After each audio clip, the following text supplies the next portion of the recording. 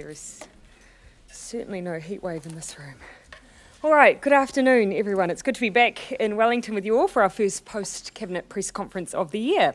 Let me first give you a bit of an overview of the coming week.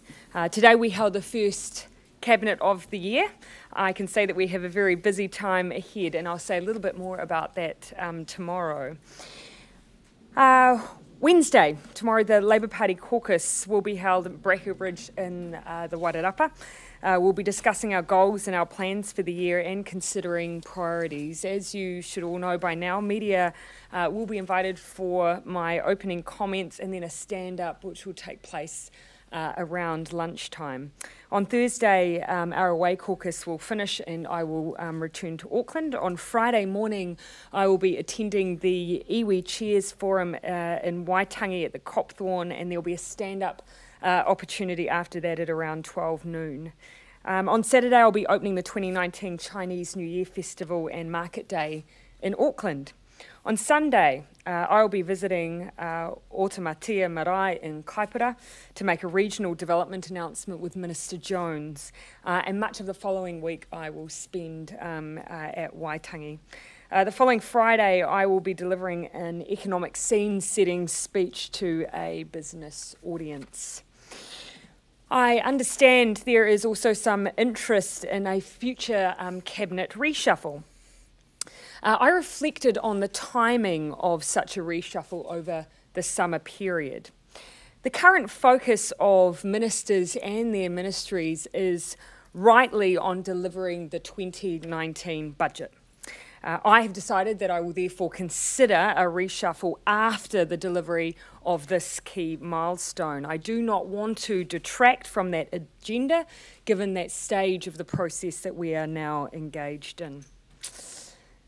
For now, though, I want to make a brief announcement on what some of you have seen around consumers getting a fair deal in the banking and insurance, their banking and insurance. We are all concerned at what the Reserve Bank of New Zealand and the FMA report into conduct and culture in the life insurance sector found. There are, I'm told, around 4 million life insurance policies held within New Zealand. These policies make a vast difference to the outcome for families when they are facing difficult times. So, of course, we need to ensure that they are getting both fair and appropriate treatment. To hear that our consumers are paying effectively commissions double that of many countries and 4 times that of others seems to me just to be fundamentally wrong. My colleagues have also made me aware of some practices that are simply shocking.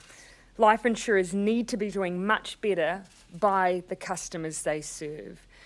The fact that the report highlights similar problems to those found by the FMA and Reserve Bank in their report into conduct and culture in banking indicates to us as a government that we need to act. The Minister of Commerce and Consumer Affairs, Chris Farfoy, had hoped to be with us, but unfortunately is dealing with a personal matter, and so the Minister of Finance, Grant Robertson, will give you a few more details. Thank you, Prime Minister. We are concerned by the findings of this report into life insurers' conduct and culture. As you know, it follows on from the report into banking conduct and culture released in November last year. The problems highlighted in both reports are similar, but more extensive in the life insurance sector. The issues that have been identified are serious, and we need to take action to fill the gaps in regulation. We're particularly concerned that life insurers haven't been putting consumers' interests at the top of their mind. That is unacceptable. It has led to a culture where sales are being prioritised over the interests of consumers. Incentives do play a very big part in the problems identified in the report. We want to ensure that any incentives do not get in the way of customer outcomes. Officials have been asked to recommend to us how to remove incentives that are leading to bad customer outcomes. This includes internal sales incentives and soft commissions. The government wants to strengthen the overall regulation of the banks and insurance companies, and we will be taking a fundamental look at how we regulate financial institutions. The next step is for us to propose these measures that, to address the issues raised in the report. We have asked officials to move with urgency on this and to fast-track work that has been looked at for this coming year. What I want to say is that these regulations that we will be proposing will put consumers and their needs at the centre. We need a regime where banks and insurers are focused on good outcomes for the consumer and are not conflicted by sales rewards. We're going to seriously scrutinise the incentives in the insurance industry and make sure that those that are not in the interest of consumers are got rid of. Incentives such as overseas trips and loaded upfront commissions can cause conflicts for salespersons.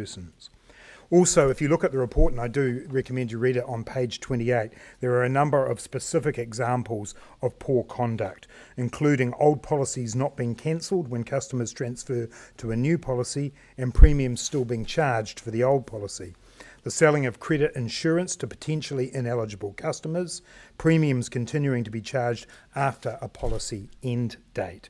These kinds of practices are unacceptable. We've also heard about policies being sold to people who are ineligible for cover as well. While the report only applies to life insurers, it is possible that these vulnerabilities exist more broadly across the insurance sector. We need to move now to ensure that both in banking and the insurance sector, that customer needs and consumer needs are put more clearly in focus.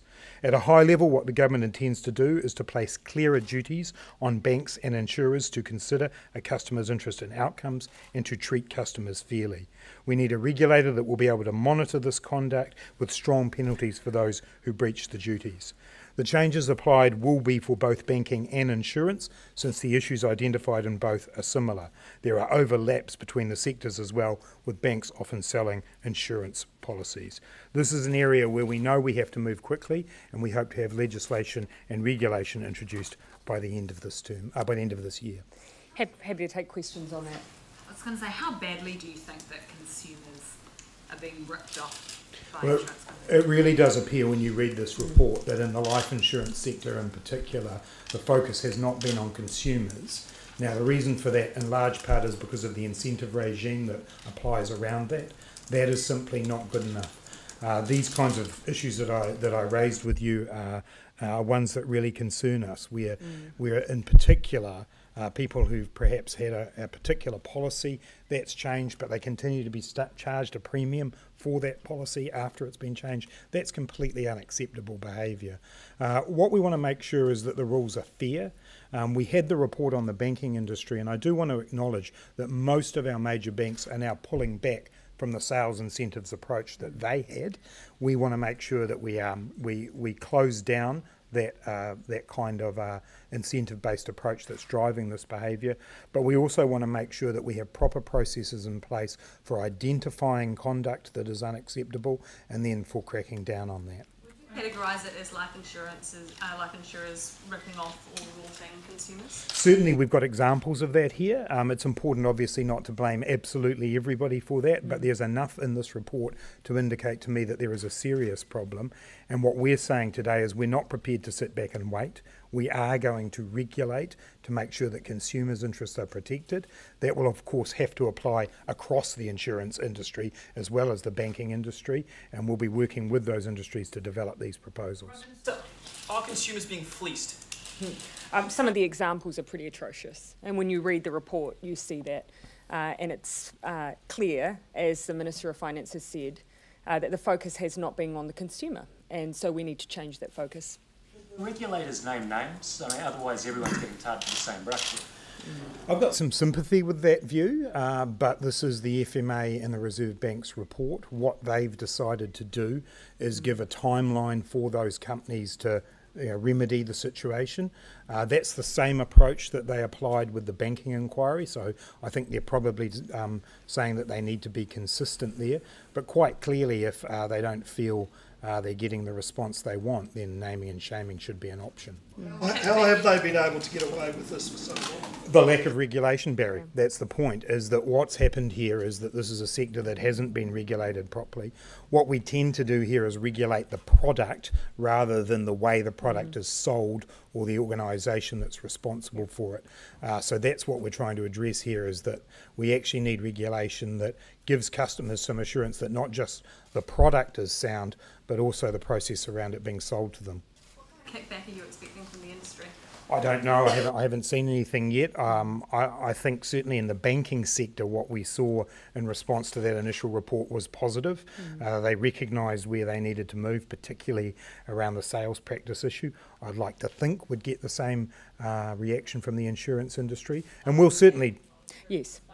Yeah. Yeah, it is, and that's why we're moving in the way we are. Look, I think this is going to shake people's faith in parts of the industry, and so this is about putting in place oversight that can rebuild that faith. And I would have thought that responsible insurers will absolutely be on board with wanting to do that for consumers. Is there scope to provide a little bit more extra resourcing to the FMA and the Reserve Bank so they're able to probe the market a little bit more in areas they feel that is needed? As I acknowledged both in the media release and in my comments today, an appropriately resourced monitoring agency is required here if we're serious about this, and I understand that, and we'll work that through. How to get from here to appropriately resourced? Sorry, Jason. How far to get from where we are now to appropriately resourced? We have to work on that with the agencies involved, but as I say, if we're serious about protecting consumers, I recognise that we need an appropriately resourced organisation. What did they ask for? I'm not going to go into that today. How big do the penalties have to be to change the behaviour? Yeah, that's a very interesting point, and it's one of the things that we'd like to consult on, is where do we set the line for that?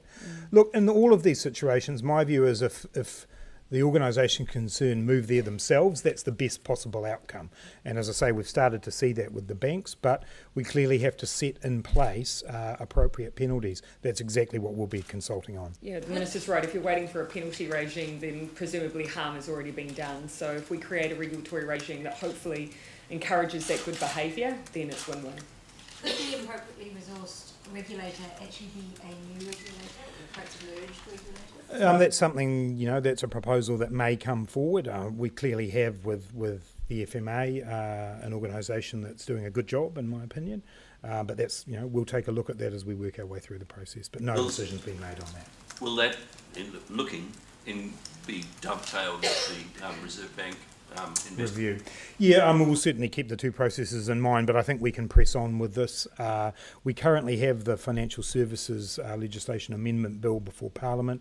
Minister Farfoy is also undertaking an insurance contract review, so those two processes are ongoing and offer us the opportunity to pick some of these issues up. But what we're signalling today is that we are bringing forward the work on regulation so that we can have legislation introduced this year. Is there a case to have a state-owned life insurer, given that the private sector seems not to be able to be trusted? No, that's not something that we've been considering at this point. We want to have a sector where there's healthy competition, where people have confidence in the products that they're buying. We need to work through the process we've got here, and we don't have that on the table at this stage. Just on the bank capital review, have the banks expressed to you concern about the apparently very high levels of capital increase that the Reserve Bank have asked for, and are you concerned that that extra $20 billion of capital might affect the economy as the banks wind back lending or change their ways? Not directly to me, Bernard. No. I mean, that may be a function of the break, and that I'll receive some direct representations.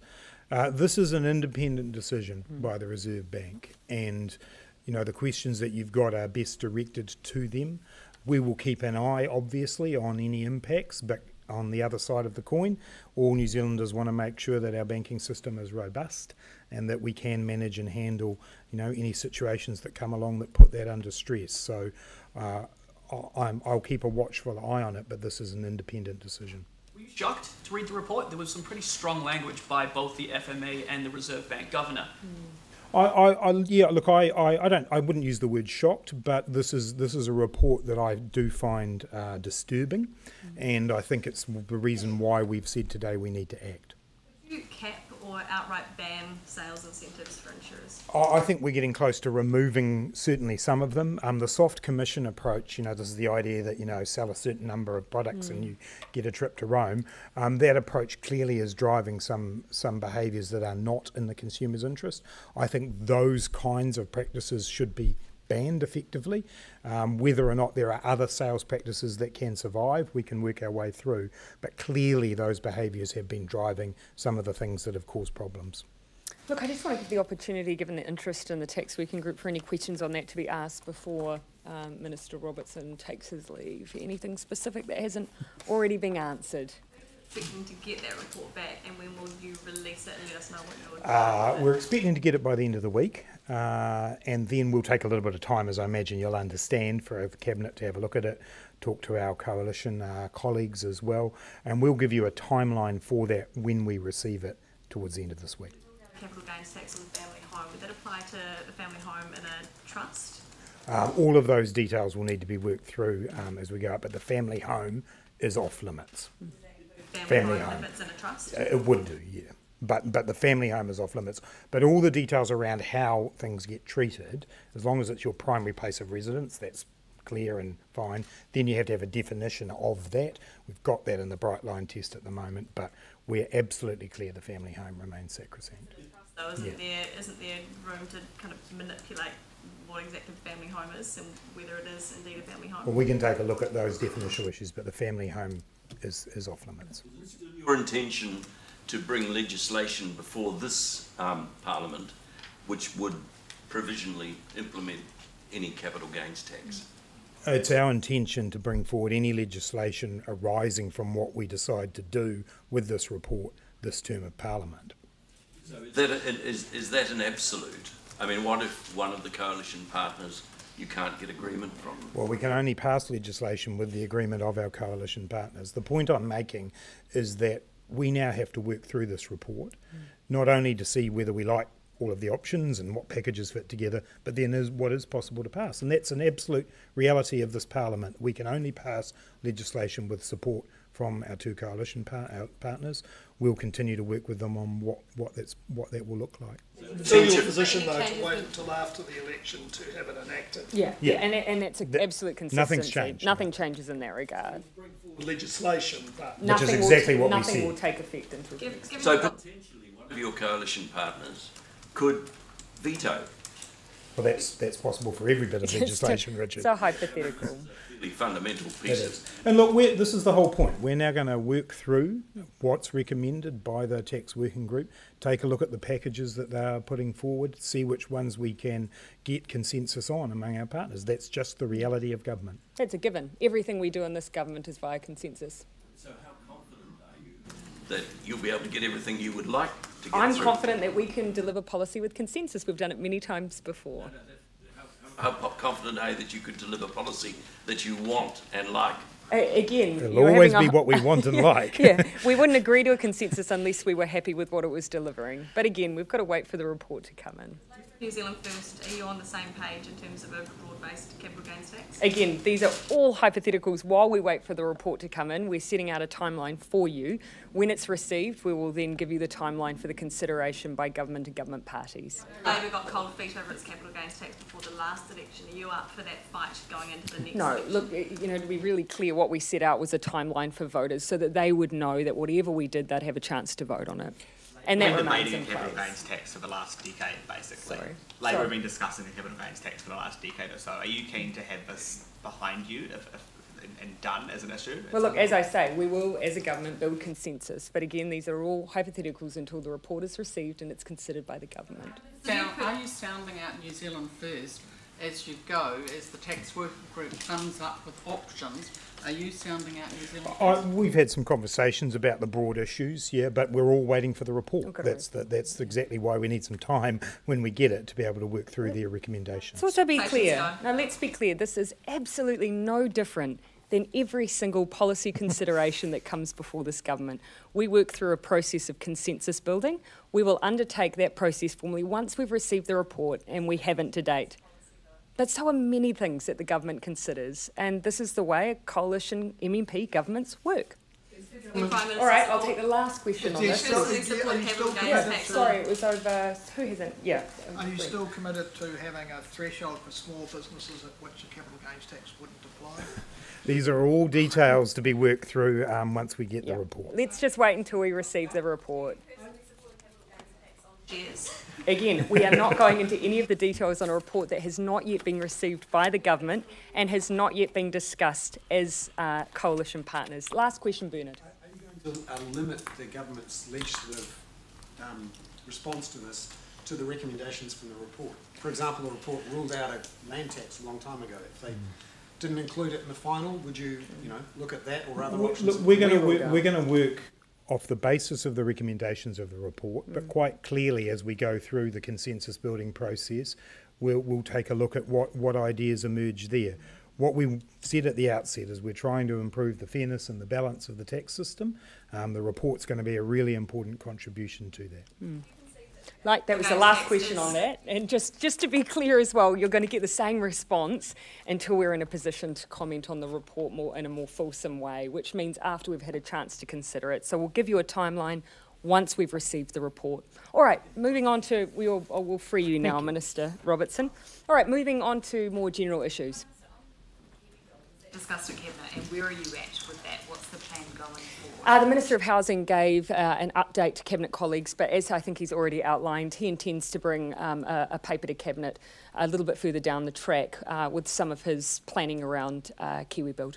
Program need to be came out redesigned. at Ratana and said that the government was still pushing forward, trying to meet that target that the Minister had downgraded effectively. Was correct in saying that? Oh, he's absolutely correct in the government's motivation. And we don't apologise for the fact that we are tackling the housing crisis head on, and we are building houses. As I've said though, evidence to date is that the pace isn't as quick as we would like, but we remain absolutely committed to the 10-year target, and we are only 6 months into that program. Henry. Does the policy need a rethink, particularly this buying of the plan stream? Which as I say, 6 months in, this is a chance for a minister to look at how each of these streams are tracking, and he'll be report back to Cabinet on that. Except that the July target won't be met. He's already given the numbers, and absolutely they demonstrate that that is based on the number of houses that we have ready to be built. Tough for us. The contracted number of houses are in the thousands, but in terms of completion, it's a housing crisis and it's difficult, but we remain absolutely committed to building houses, and we are. It's more than tough, that the target itself of 1,000 in July won't be met. Those were all interim targets. The overall target of building 100,000 homes, we are 6 months into that. We are building and delivering homes. We just want the pace to pick up. July targets are met. How many will you build by July, and how many will you build by Again, I'll leave those final numbers for the Minister after he's come back with a paper to Cabinet. He relies too much on the private sector. Is that the issue here? That you're not getting these private sector incentives aren't working, and you need to rely more on there's a number of issues that we're addressing, and the Minister is. But again, we all accept, even the opposition accepts, that we have a housing crisis in New Zealand. And one of the things we need to deal with is supply. We will not change this crisis without houses being built. So that is why we remain absolutely committed to both building houses within our Housing New Zealand program and within KiwiBuild. Do you need to inject more capital into the KiwiBuild project, or are you suffice with the $2 million? Look, some of what the Minister's working through is more around the delivery and some of the intricacies of the program rather than the capital available. So $2 billion is enough. Sorry? $2 billion is still enough for 100,000. That seems to be the case at this point, yes. Distraction is this delta between Stephen Barclay and Andrew Chris? That's not something I'm engaged in at all. I maintain the absolute position that I did before we broke for summer, and that is that the issue there that is being discussed, it's an employment matter. It was around alleged conduct issues. It has nothing to do with KiwiBuild. Sorry, I'll just finish. Do you accept his comments that under his leadership they were on track? Though that is disputed. Again, what is at play here is an alleged conduct issue. That's not something for me. That's something for the State Services Commission. Will you build 1,000 KiwiBuild homes by the end of the year? We will build 100,000 homes within 10 years, and we're 6 months into that program. You might not even meet the 1,000 target by the end of this year. I will not apologise for the fact that we are building houses. I just wish we were doing it at a much faster pace. But we are turning around the housing crisis, which ultimately demands that we intervene and build houses. I think even the last government will now admit that that was what was required. How many extra houses What issues will this paper from Phil Twyford address? I'll leave that to the Minister once he's presented it to Cabinet. I'm not going to preempt him on that. Other targets, because there was the idea of 5,000 homes in the 2019-2020 year, and then 12,000 a year every year progressively till 2028. Is the government still on target to meet those targets? Yeah, again, the target that matters for us is the 10-year program. That's 100,000 homes. And again, as I say, we are only 6 months into that, and we are building and delivering homes. The first families are already in their KiwiBuild homes. It's just not happening at the pace that we would like. Right, but the Housing Minister did come out and specifically set targets, numerical targets. Are you saying today that you can't recommit to those targets? He's already outlined the number that we've been able to deliver and those that we're on track to deliver. We have 4,000 roughly under contract. We have several hundred that are under construction. But as I say, the target that matters to us is the 100,000 homes that we've committed to. It is a 10-year program. We are still only 6 months into that. How can voters trust that? How can voters trust that 100,000 target if you can't meet the initial targets? And again, we will have to keep demonstrating the progress that we are making. But as with any program, let me give you an example. I'm advised that it took some years for the ramping up of our State House building program originally. It does take time to ramp up these programs. We have already delivered several hundred homes already. We're contracted to deliver 4,000 again. As I say, we are building houses, just not at the pace that we would like, but we are only 6 months into a 10-year program. You and the Minister underestimated how difficult this would be. No, I think it's fair to say it was and still is a housing crisis. And if it were easy, then probably the last government would have been able to make a dent in it.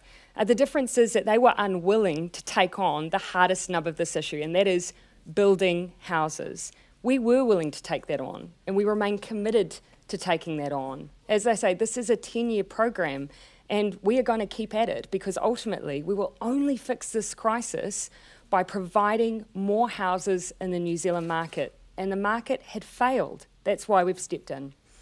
Aren't you relying on the market at the moment? Oh, no, that's not fair to say. Without this intervention, without the underwrite, without, for instance, the state coming in and building directly, these houses would not be being delivered.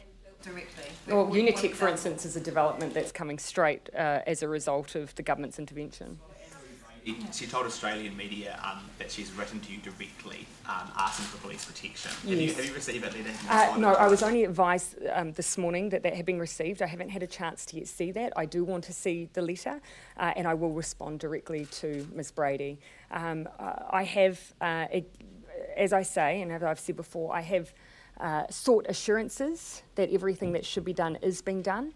I will seek those assurances again, as much as I am able to, in terms of the limits on my ability to direct the New Zealand Police. Can you tell us why you went against official advice and gave the Weta Group an increase in their funding? Sorry, do you want to give me more expansion on what you mean? Peter Jackson apparently lobbied you and David Parker, and your advice was... I don't consider that to be an accurate description of events. If you look back to my position on the incentives regime in New Zealand, I've been utterly consistent. Back from the time I was in opposition, I lobbied the then government to keep pace with the incentive regime. At that time, our film industry was suffering. It's fair to say government officials have always taken a fairly consistent position, and I have consistently disagreed with it. On Venezuela, a lot of Western countries have recognised the interim president, including Australia. Yeah. Why haven't we? Yeah, we have a long-standing foreign policy position, regardless of who's in office, I'm advised, of not recognising political parties and their call on power. But what we do as a country, and rightly so, is call out human rights abuses. We call out when individuals are unable to access their democratic rights and freedoms. And we would absolutely do that in the case of Venezuela. It is absolutely clear that people are suffering under the current regime and that they deserve access to their democratic rights and freedoms. When New Zealand takes a pause, is in specifically endorsing political parties. It's us out of sync, though, with some of our friends in neighbours. Does that concern you? No, and actually, to be fair, when I was overseas, we had some general discussions around what's happening in Venezuela. I set out New Zealand's history around endorsing political parties. Absolutely no one expressed concern around that approach. And as I say, that doesn't stop New Zealand supporting and enforcing our call for human rights to be upheld and for people to have access to a robust, transparent democracy. It is clear that in Venezuela, people are experiencing incredibly harsh circumstances and they deserve to have their democratic rights and voice heard. Are you confident that the Zero Carbon Act will make it through Cabinet? Sorry, Are you confident that the Zero Carbon Act will make it through Cabinet? Has it gone through? Are you confident that it will go through When Cabinet? we have, Did you discuss it today? Look, I absolutely believe we'll reach consensus, and when we have an announcement to make, we'll make it. Is it a lay there though? We were supposed to have an announcement on that last year, and we haven't. When we have an announcement to make, we'll make it. But as I say, I'm confident of consensus. Is it a concern to you that the West Coast has rejected the Zero Carbon? Yeah, I did see that. And look, I think probably it's important for us to look at where there is consensus. I would have thought that on the West Coast, they'll absolutely, in the same way that many countries and many parts of New Zealand will see the impacts of climate change. And we can have a debate around their view on its causes, or we can make sure that we have a plan for adaptation and mitigation. And so I think we should focus on where there's agreement. Part of the reasoning was because the evidence providing anthropogenic climate change must be presented and proven beyond reasonable doubt. Is that climate change denial? Well, I think that actually the IPCC report does that. And there is now international consensus. My concern is that if we delay and spend too much time on where we disagree, we'll forget where we do agree. And I think on the West Coast there'll be general agreement that we are seeing harsher weather events, we are seeing sea level rises, and it's our duty to do something about it. All right, everyone. Thanks very much.